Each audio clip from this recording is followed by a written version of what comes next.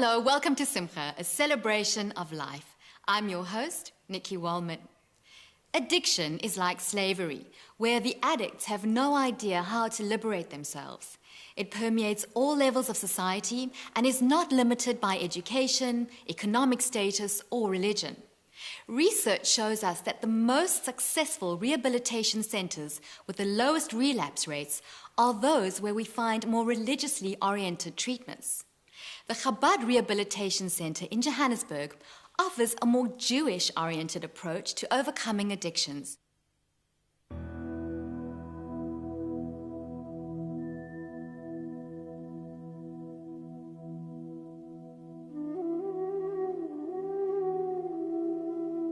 Addiction comes for a number of reasons. Quite often the actual addiction is just a manifestation of, or a symptom of much bigger problems. But quite often it's because there is a void, someone's missing something in life, someone's looking for something. A few years ago we picked up that there were major problems with regard to addictions. By the way, particularly with regard to adolescence, which it wasn't really discussed before. Nobody thought there was a problem. But we were picking up that there were major problems, and therefore we decided to set up the care center. And the idea is not just to have an outpatient center, but at the same time to educate parents about behavioral patterns within their kids. What we are doing is we're offering all sorts of services, addiction programs, but at the same time there's a great awareness program going out just to educate people about that if you do see behavioral changes within your kids, what to do and how to curb it. We use a 12-step program, which is the Bible of addiction recovery, and that is basically a spiritual program.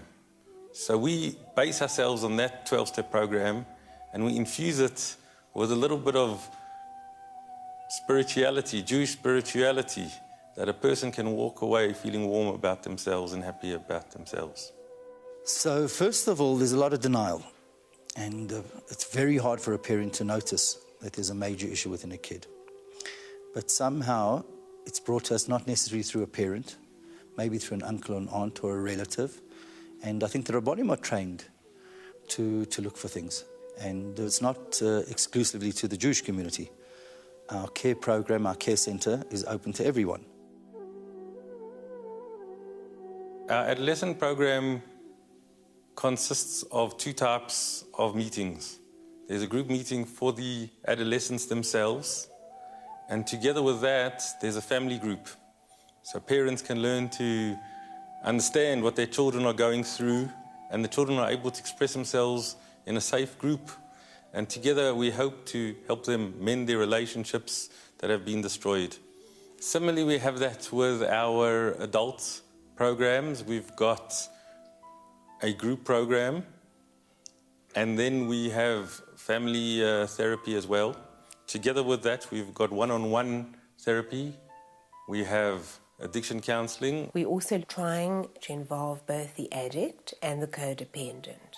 So ideally, the addict would come onto our outpatient program, a program that we run for a period of 6 weeks, and remembering that it was possibly the wife, the partner, who made the initial call, we then encourage the wife to join the codependence group so that she can learn to express her needs, talk about her problems, and bust the secrecy that usually surrounds addiction. And an addiction in one family doesn't just destroy the person who's involved in the addiction, but all the codependents. I mean, the ramifications of it, until they wake up to it, until they know how to deal with it, are immense. And once the addict and the codependent start to understand that there is no shame in this, then we can really start to help them as a couple.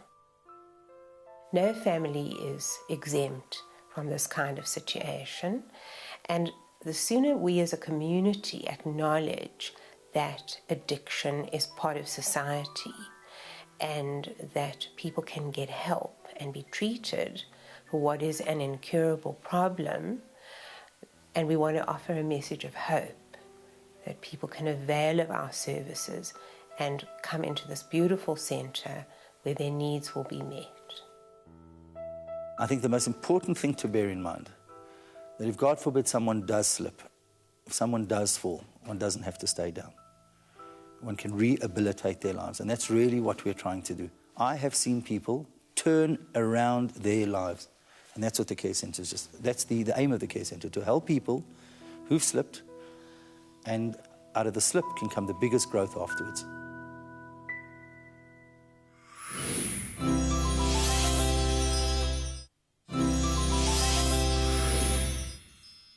Two of the holiest ritual objects in Jewish life are the Talith, prayer shawl, and Tefillin, Phylacteries.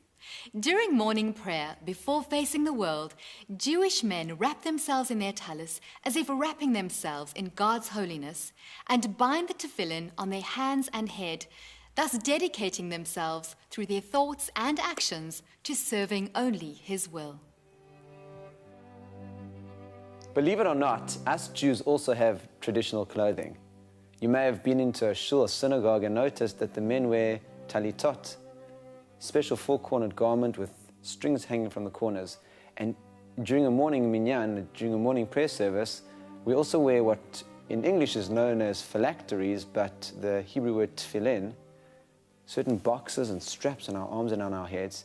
And you may wonder where this all comes from. And in fact, it comes from the very Torah itself. In the Torah, we are told that a Jewish man must wear tefillin and a talit. You may have noticed sometimes string hanging out of the pants of a Jewish man. These themselves are tzitzit, which is a constant four-cornered garment that many Jewish men wear. But at the same time, in shul, there's a special time to put on our talit and our tefillin. Talit represents a garment. It's a four-cornered garment that one wraps oneself in.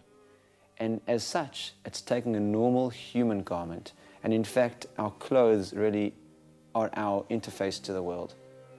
As in a way, our body is the soul's interface to the world.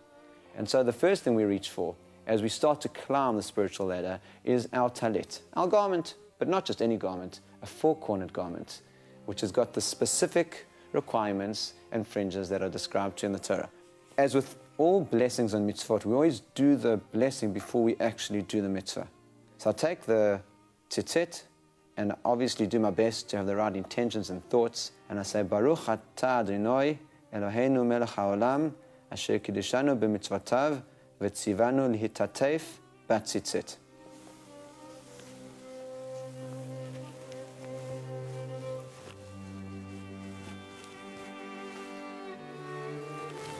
As you'll notice, I didn't speak until I actually had it on, and I've swung the four corners over my left shoulder. And I wait here for a few moments, and then put the talit on in the way that it will be worn for the entire service. So it's over my shoulders, and then quite simply, two corners at the front and two corners at the back. By the way, there are 4 strings over here which are folded over into 8, and there are 5 knots with some wrappings in between. The numerical value of tzitzit, each Hebrew letter as a numerical value, works out to be 600, plus 5 knots and 8 strings on the end over here gives us 600 plus 5 plus 8, which is 613. And as we know, there are 613 mitzvot in the Torah. So as we go to a higher level, tefillin aren't just regular clothes. Tefillin isn't just a garment that gets promoted to a higher level of consciousness. Tefillin are holy objects. And there are many symbolisms there as well, the most basic of which is that our head is our intellect, our thought processes, our consciousness, and in fact where our soul, our neshama, connects to our body. But at the same time, one needs to also take all of that and work it into a functional, practical world. That's what the hand represents. So we have to put tefillin both on our hand and in our head, because our spiritual, intellectual consciousness and our practical, everyday working hands have to both work together in creating a space of sanctity. Tefillin have a number of compartments inside of them and certain beautiful excerpts from the Torah. Just to show you briefly, this is the hand tefillin. You'll notice that it's got a plastic cover, which is what I'm taking off right now, but the tefillin themselves are all made completely of leather. This isn't plastic. It's hard and looks a bit plasticky, but in fact it's all completely leather. These straps are leather straps, all from a kosher animal, and the sinews over here to tie the tefillin together expertly by a qualified scribe are also natural, as is the parchment inside, which are also written on natural parchment from a cow, written with a natural ink. And one utilizes this particular tefillin on the hand, one wraps it around in a certain way, and then the other compartment is the tefillin shorosh, the head tefillin, which is very similar, with some interesting differences. Once again, it's all natural, but you'll notice that whilst the hand tefillin has got one compartment, the head tefillin's got 4, and with more time and more study, one can appreciate that the tefillin and the talit function together to enable us to appreciate that our everyday clothes must have a higher purpose, and that there are certain holy objects in our world too which need to enable us to tie ourselves to Hashem, just as the tefillin get tied to our head and to our hand, and that there's some very beautiful symbolisms and deeper meanings. But ultimately all of this is just to really remind us and to enable us to engage in a life of sanctity and in a life of meaning. Well, that brings us to the end of this week's show. Thanks for joining us, and please do join us again next time. As always, from me, Nikki, and the entire Simcha team, shalom and have a safe and peaceful week.